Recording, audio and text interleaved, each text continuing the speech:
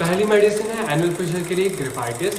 तो ग्रिफाइटिस के indicative symptom है अगर एनल एरिया में फिशर के साथ साथ ब्लीडिंग या पेरिवियाना। तो इसके प्रिस्क्राइबिंग सिम्टम होते हैं पेशेंट को स्टूल पास करते समय बहुत पेन और बहुत बर्निंग प्लस हिप्पोकैम्पस। तो अगर किसी पेशेंट को एनल फिशर में सुइयां चुभ रही हो,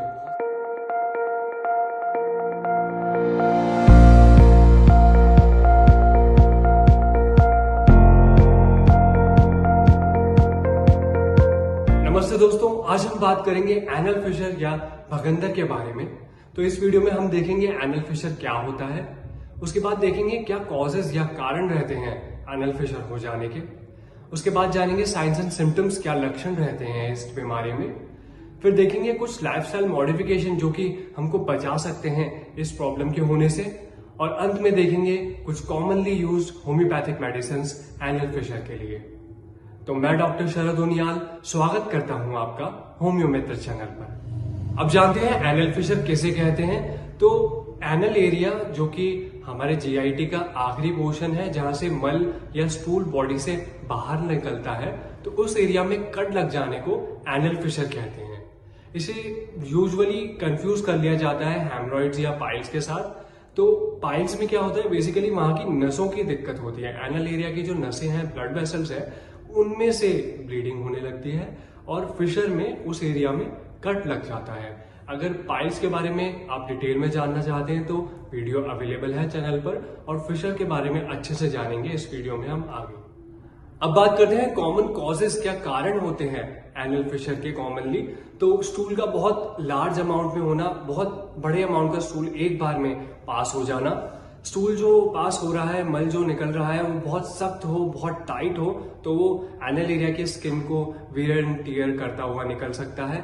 इसके अलावा क्रॉनिक डायरिया हो, किसी को दिन में बहुत बार स्टूल पास करने के लिए जाना पड़ता हो, तो उसकी वजह से वहां पर उस एरिया के स्किन पर इरिटेशन होगा, उसको साफ भी करना पड़ेगा जो कि इरिटेशन को और बढ़ा देगा, जो कि चांसेस इंक्रीज कर देता है फिशर होने के। इसके अलावा बहुत देर तक टॉयलेट सीट पर बैठे रहना, इसकी वजह से एनल एरिया पे दबाव पड़ता है जो कि एनल फिशर के चांसेस बढ़ा देता है। और इसके अलावा स्ट्रेन करना, बहुत जोर लगाना स्टूल पास करते समय, ये भी एनल फिशर का कारण हो सकता है।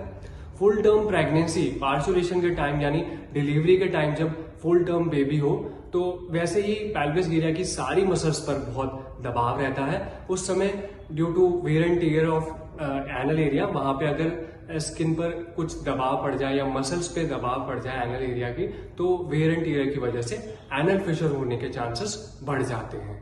अब बात करते हैं कुछ ऐसी कंडीशंस जो कि एनल फिशर कॉज कराती हैं, लेकिन रेयरली, हर बार ऐसा नहीं होता है। तो फर्स्ट है क्रॉन्स डिजीज। क्रॉन्स डिजीज एक इन्फ्लामेटरी बाउल डिजीज है। इन डिजीजेस में इम्यून डिसरेगुलेशन की वजह से हमारा इम्यून सिस्टम जीआईटी को अटैक करने लगता है, गैस्ट्रो इंटेस्टिनल सिस्टम जो है हमारा, उसको अटैक करने लगता है, और क्रॉन्स डिजीज स्पेसिफिकली कई बार एनल फिशर कॉज करा देती है। इसके अलावा एनल कैंसर का जो अर्ली स्टेज है वहां पर भी एनल फिशर देखने को मिल सकता है। लेटर स्टेजेस में तो बहुत ज्यादा डिपोजिशन या ग्रोथ हो जाती है सेल की, तब बहुत सीवियर सिम्टम आने लगते हैं, ब्लीडिंग वगैरह, लेकिन शुरुआत एनल फिशर के रूप में भी हो सकती है, इसलिए एक बार डॉक्टर से इंस्पेक्ट करवा लेना चाहिए एनल फिशर को। इसके अलावा कुछ ऐसे डिजीजेस जो प्रिवेलेंटली कॉज कर सकती है एनल फिशर, वो हो सकती है एचआईवी, सिफिलिस, सिफिलिस एक सेक्सुअली ट्रांसमिटेड डिसऑर्डर है, और ट्यूबरकुलोसिस। ये डिजीजेस भी एनल फिशर कॉज करा देती है कभी कभी। सिम्टम्स या लक्षण की बात करें एनल फिशर की, तो बहुत दर्द, पेन बना रहता है पेशेंट को स्टूल पास करते समय, और अगर एनल फिशर का साइज बढ़ जाए तो पेन बहुत लंबे समय तक, स्टूल पास करने के बहुत देर बाद तक पेन बना रह सकता है। इसके साथ साथ जलन यानी बर्निंग भी हो सकती है पेशेंट को।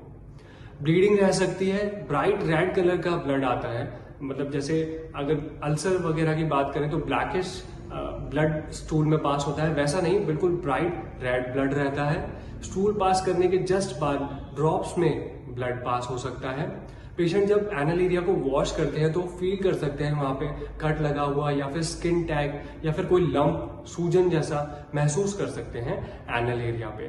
प्रॉब्लम बहुत ज्यादा बड़ी ना हो जाए, इसके लिए एक बार डॉक्टर को जरूर दिखा लेना चाहिए एनल फिशर को। अब बात करते हैं कॉम्प्लिकेशंस क्या हो सकती हैं एनल फिशर की। तो यूजुअली एनल फिशर को डिवाइड किया जाता है on the basis of timing. 8 हफ्तों से कम अगर एनल फिशर कोई सफर कर रहा है तो उसे एक्यूट एनल फिशर कहेंगे, और 8 हफ्तों के बाद भी प्रॉब्लम बनी हुई है तो वो क्लासिफाई होगा क्रॉनिक एनल फिशर में। तो एक्यूट एनल फिशर में जो यूजुअली लोगों को सफरिंग रहती है, ज्यादातर केसेस में एक्यूट एनल फिशर ही रहता है। ये घर पे जो भी हमारे उपचार रहते हैं, जो कि हम आगे डाइट में या फिर लाइफस्टाइल चेंजेस में बताएंगे, वो फॉलो करने से लगभग ठीक हो जाते हैं। लेकिन कुछ केसेस में ये प्रॉब्लम आगे तक परसिस्ट रहती है, वहां पर मेडिकल इंटरवेंशन यानी मेडिसिन लेना जरूरी हो जाता है। इसके बाद बात करते हैं रिकरेंसी की। तो एनल फिशर में क्या होता है कि पेशेंट को एनल फिशर होता है, फिर सारी प्रॉब्लम्स ठीक हो जाती है, फिर वापस एनल फिशर हो जाता है, फिर से वो ठीक हो जाता है, देन अगेन वापस प्रॉब्लम हो जाती है। इस रिकरेंसी को क्योर करने के लिए होम्योपैथिक मेडिसिन आपको हेल्प कर सकती है। इसके अलावा एनल फिशर अगर डीप चला जाए, डीपर लेयर में चला जाए, तो सबसे पहले स्पिंक्टर यानी उस एनल एरिया में जो मसल्स स्टूल को रोकती हैं और उसके रेगुलेट करती हैं उसके बाहर जाने को, उन मसल्स को इरिटेट करने लगता है। तो उसकी वजह से वो मसल्स और ज्यादा सिकुड़ जाती हैं, कॉन्स्ट्रिक्ट कर जाती हैं, जिसकी वजह से स्टूल पास करने में तकलीफ और ज्यादा बढ़ जाती है और ज्यादा पेन होने लगता है। और अगर ये फिशर बहुत अंदर तक पेनिट्रेट कर जाए तो मसल्स को ही टियर कर देता है, जो कि सर्जिकल कॉम्प्लिकेशन हो जाती है, जहां पर सर्जरी की रिक्वायरमेंट बढ़ जाती है। पर ये बहुत कम केसेस में होता है। अब अगर एज रिलेटेड रिस्क फैक्टर्स की बात करें तो इन्फेंट्स या टॉडलर्स यानी 1 साल या 1 से 3 साल के जो बच्चे रहते हैं, वहां पर एनल एरिया की स्किन बहुत सॉफ्ट और थिन रहती है, तो उसमें कट लगने के चांसेस बहुत ज्यादा रहते हैं। तो इस एज में कॉन्स्टिपेशन यानी कब्ज हो जाना और उसके साथ हार्ड स्टूल रहना या फिर सीवियर डायरिया हो जाना, बार बार स्टूल पास होना, उसकी वजह से कट लगने के चांसेस बहुत ज्यादा रहते हैं इस एज में, यानी इन्फेंट्स एंड टॉडलर्स में एनल फिशर होने के चांसेस बहुत ज्यादा रहते हैं। अगर ये वीडियो आपको पसंद आ रहा है तो उसे लाइक कीजिए। ऐसा ही और medical related knowledgeable content consume करना चाहते हैं तो चैनल सब्सक्राइब कीजिए। आपको लगता है ये वीडियो किसी और के भी हेल्पफुल हो सकता है तो इसे शेयर कीजिए। चलते हैं वीडियो की तरफ। अब बात करते हैं प्रिवेंशन, यानी क्या लाइफस्टाइल मॉडिफिकेशन करनी चाहिए जिसकी वजह से एनल फिशर से बचा जा सके। तो फर्स्टली कॉन्स्टिपेशन या कब्ज। तो अगर कॉन्स्टिपेटेड है आप सीवियरली तो उसको ठीक कीजिए, वाटर इनटेक प्रॉपर रखिए, डाइटरी फाइबर बढ़ाइए जिसकी वजह से कॉन्स्टिपेटेड ना रहें आप। इसके अलावा क्रॉनिक डायरिया, बहुत लंबे समय तक डायरिया या बार बार स्टूल पास करने जाना पड़े, फॉर एग्जांपल कोई प्रॉब्लम हो आईबीएस की या फिर किसी और इन्फेक्शन की वजह से लार्ज इंटेस्टाइन की आपको बार बार स्टूल पास करने जाना पड़ रहा है, तो ये भी एनल फिशर का कॉज हो सकता है। तो डायरिया ठीक करवाइए, कॉन्स्टिपेशन को ठीक कीजिए, ये अपने आप एनल फिशर की समस्या में राहत दे देगा। इसके अलावा डाइट की बात करें तो जंक फूड बहुत ज्यादा ना लें, हाईली प्रोसेस्ड फूड ज्यादा ना लें, क्योंकि इन्हें पचाने में बहुत जोर आता है हमारे इंटेस्टाइन को, और जो स्टूल पास होता है वो भी बहुत टाइट रहता है। इसके लिए प्रॉपर फाइबर लें डाइट में, सलाद लें डाइट में, प्रॉपर टाइमिंग पे खाना खाएं। वाटर इनटेक की हम बात कर चुके हैं, वाटर इनटेक 3 to 5 लीटर रखिए हर दिन में। ये सब चीजें हेल्प करेगी प्रॉपर बॉवल मूवमेंट में, मतलब पेट साफ प्रॉपर हो उसमें, जो कि इवेंचुअली हेल्प करेगा एनल फिशर ना होने में। इसके अलावा बहुत लंबे समय तक टॉयलेट सीट पर बैठे रहना, तो प्रैक्टिसेस जैसे कि टॉयलेट सीट पर बैठकर अखबार पढ़ना या कोई और काम करना, या फिर वेट करना ये कब पूरा पेट साफ हो जाए तब उठकर जाया जाएगा टॉयलेट सीट से, तो ये जो प्रैक्टिस है ये प्रॉब्लम क्रिएट करती है। Not even just anal fissure, piles की प्रॉब्लम भी एड ऑन हो सकती है। तो बहुत लंबे समय तक ना बैठें टॉयलेट सीट पर, इस प्रैक्टिस को अवॉइड करें। And last, lifestyle modification, regular exercise कीजिए। रेगुलर बॉडी को मूवमेंट में बनाए रखने से, एक्सरसाइज करने से अगेन डाइजेशन बढ़िया रहता है, जो कि बॉवल मूवमेंट सही करता है, पेट सही साफ करता है और एनल फिशर की प्रॉब्लम से बचाता है आपको। अब बात करते हैं एनल फिशर के लिए कुछ कॉमनली यूज्ड होम्योपैथिक मेडिसिन के बारे में। मेडिसिन के बारे में बताने से पहले मैं कहना चाहूंगा दोस्तों, कोई भी दवा लेने से पहले किसी कुशल होम्योपैथ से सलाह जरूर लें। पहली मेडिसिन है एनल फिशर के लिए ग्रिफाइटिस। तो ग्रेफाइटिस के इंडिकेटिव सिम्टम है अगर एनल एरिया में फिशर के साथ साथ ब्लीडिंग भी हो तो ग्रेफाइटिस एक बहुत बढ़िया मेडिसिन हो सकती है। पेशेंट का पेन बढ़ जाता है बैठने पर या फिर लंबे लंबे कदम लेने पर या फिर किसी भी तरीके से अगर एनल एरिया की स्किन स्ट्रेच हो तो पेन बढ़ जाता है पेशेंट को। बहुत सेंसिटिव होती है स्किन एनल एरिया की, स्लाइटेस्ट टच, थोड़े से भी टच से, मतलब अगर पेशेंट साफ भी करना चाहे उस एरिया को तो भी पेन बहुत ज्यादा बढ़ जाता है। स्टूल जो रहता है वो बहुत ही टाइट रहता है, सूखा रहता है, बहुत लार्ज अमाउंट में होता है, एक साथ लार्ज अमाउंट में निकलता है, जिस वजह से स्टूल पास करते समय कटता हुआ सा कटिंग पेन बना रहता है पेशेंट को ग्रेफाइटिस में। नेक्स्ट मेडिसिन है दोस्तों इग्निशिया हमारा। इसकी प्रिस्क्राइबिंग सिम्टम है पेशेंट को एनल एरिया पर इचिंग यानी खुजली बनी रहती है, इसके साथ चुभता हुआ सा दर्द रहता है पेशेंट को एनल एरिया पर जो ऊपर की तरफ भी रेडिएट कर सकता है। पेशेंट को स्टूल पास करते समय सिकुड़न महसूस होती है, कॉन्स्ट्रिक्शन महसूस होता है एनल एरिया और स्फिंक्टर एरिया पर, और ये कॉन्स्ट्रिक्शन या सिकुड़न की फीलिंग स्टूल पास करने के बाद भी बनी रह सकती है।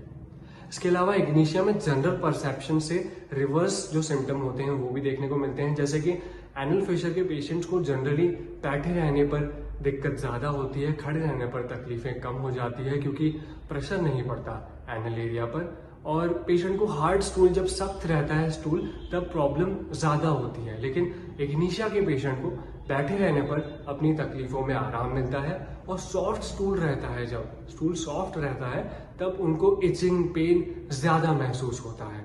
यह है इग्निशिया के प्रिस्क्राइबिंग सिम्टम्स। नेक्स्ट मेडिसिन है दोस्तों एस्कुलस हिप्पोकैम्पस। तो अगर किसी पेशेंट को एनल फिशर में सुइयां चुभ रही हो, बहुत सारी छोटी छोटी सुइयां चुभ रही हो, ऐसा दर्द रहता है, इसके साथ साथ लोअर बैक एक यानी कमर दर्द बना रहता है, और कोई लिवर पैथोलॉजी जैसे कि हेपेटिक कंजेशन, मतलब वहां की वेन्स में ब्लड भरे रहना, या फिर फैटी लिवर, या फिर ऐसी ही कोई और लिवर पैथोलॉजी के साथ एनल फिशर प्रेजेंट होता है, तो एस्कुलस उसको इन कंडीशंस में रिलीव कर सकती है, एनल फिशर के पेन को और कमर दर्द में आराम दिला सकती है पेशेंट को। और आज की लास्ट मेडिसिन है दोस्तों रेटाइनिया पेरिवियाना।